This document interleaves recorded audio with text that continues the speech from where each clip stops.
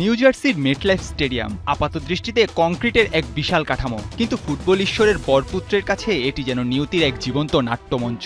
আগামী রোববার এই সবুজ গালিচা যখন পা রাখবেন লিওনেল মেসি, তখন কি ৩৯ বছর বয়সী মহাতারকার বুকে মৃদু এক কম্পন জাগবে না? কারণ এই মাঠই তো সাক্ষী তার ক্যারিয়ারের সবচেয়ে বড় বেদনার, আবার সবচেয়ে বড় প্রত্যাবর্তনের সূচনার।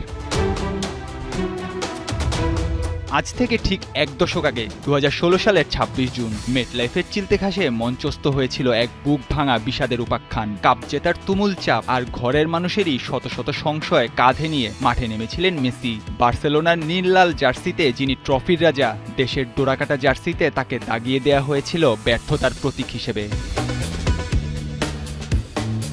কোপা আমেরিকার সেই ফাইনাল ম্যাচটি ১২০ মিনিটেও গোলহীন বন্ধাত্ম ভাঙল না। ম্যাচ গড়ালো টাই ব্রেকারে। প্রথম শটটি নিতে এলেন মেসি, কিন্তু তার জাদুকরী বাঁ পায়ের শটটি ক্রসবারের ওপর দিয়ে যখন গ্যালারিতে আছড়ে পড়ল, স্তব্ধ হয়ে গেল ৮২,০০০ দর্শক। আর সেই শট মিসেই যেন পুরো ম্যাচটাই মিস করল আলবিসেলেস্তারা। চিলির কাছে টানা দ্বিতীয় ফাইনাল হেরে তখন বিষাদের অতল গহ্বরে আর্জেন্টিনা।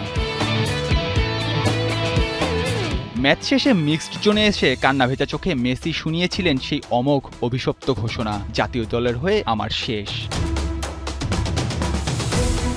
কিন্তু আর্জেন্টিনা জার্সিতে একটিবারের জন্য শিরোপা ছুঁয়ে দেখার স্বপ্ন তাকে হয়তো দিচ্ছিল না শান্তির ঘুম, যে কারণে অবসর ভেঙে ফিরলেন তিনি ফিনিক্স পাখির মতো। কিন্তু বারবার শিরোপা জয়ের স্বপ্ন হাতছানি দিয়ে ডাকলেও শেষ পর্যন্ত হতাশাকে সঙ্গী করে ছাড়তে হচ্ছিল মাঠ। ২০১৮ সালে রাশিয়া বিশ্বকাপের শেষ ষোলোয় ফ্রান্সের বিপক্ষে হেরে বিদায়ের পর ২০১৯ সালের কোপা আমেরিকার সেমিফাইনালে চিরপ্রতিদ্বন্দ্বী ব্রাজিলের বিপক্ষে হেরে যায় আর্জেন্টিনা।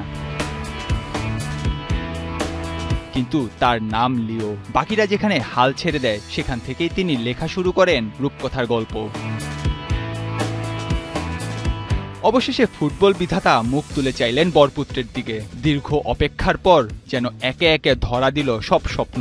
২০২১ সালে কোপা আমেরিকা, ২০২২ সালে ফিনালিসিমা, এরপর কাতারের মরুভূমিতে ৩৬ বছরের অপেক্ষার অবসান ঘটিয়ে আকাশে উড়ল সেই পরম আরাধ্য বিশ্বকাপ। যে ট্রফির জন্য বছরের পর বছর তৃষ্ণার্ত ছিলেন, সেটি যেন এক লহমায় পূর্ণ করে দিল ক্যারিয়ারের সব অপূর্ণতা।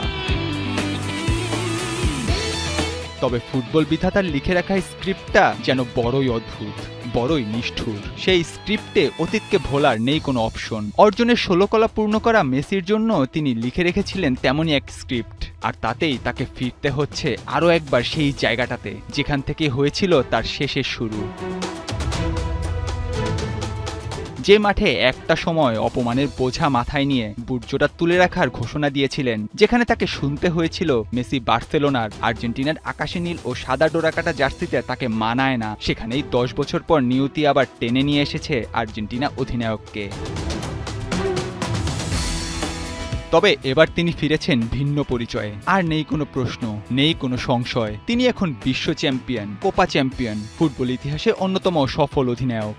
২০১৬ সালে যে মাঠ থেকে বিদায় নিয়েছিলেন চোখ ভরা কান্না আর বুক ভরা হাহাকার নিয়ে, ঠিক এক দশক পর সেই মাঠেই ফিরছেন রাজার বেশে। যদি রোববারের ম্যাচটি সত্যিই হয় তার আন্তর্জাতিক ক্যারিয়ারের শেষ অধ্যায়, তাহলে ফুটবল ইতিহাসে চিত্রনাট্য আর সুন্দর কি হতে পারে? যে মঞ্চে শুরু হয়েছিল শেষের গল্প, সেখানেই কি লেখা হবে সর্বকালের অন্যতম সেরা সমাপ্তি? সেই উত্তর লুকিয়ে রয়েছে শুধু সময় আর ফুটবল বিধাতার কাছে। নিউ জার্সির এই মেটলাইফ যেন মিশে আছে মেসির আবেগের সঙ্গে। এই মাঠ যেমন তাকে কাঁদিয়েছে, তেমনি ফিরিয়েও দিয়েছে হাসি। এখানেই ২০১২ সালে ব্রাজিলের বিপক্ষে করেছিলেন অবিশ্বাস্য এক হ্যাট্রিক। ২০২৪ কোপা আমেরিকায় চিলির বিপক্ষে জয়ের সাক্ষী এই স্টেডিয়াম। এরপর সেমিফাইনালে কানাডার বিপক্ষে বাঁ পায়ের জাদুকরী শটে নাম লেখান গোলদাতার তালিকায়। সব মিলে এই মাঠে ৫ ম্যাচে ৪ গোল করেছেন আর্জেন্টাইন মহাতারকা। রোববারে ফাইনালটা হতে পারে এই মহাতারকার আন্তর্জাতিক ক্যারিয়ারের শেষ ম্যাচ। যেখান থেকে শুরু হয়েছিল শেষের গল্প, সেখানেই কি তবে পূর্ণতা পাবে ফুটবলের ইতিহাসের সর্বশ্রেষ্ঠ সমাপ্তি? নাহিয়ান আরিফিন, ৭১।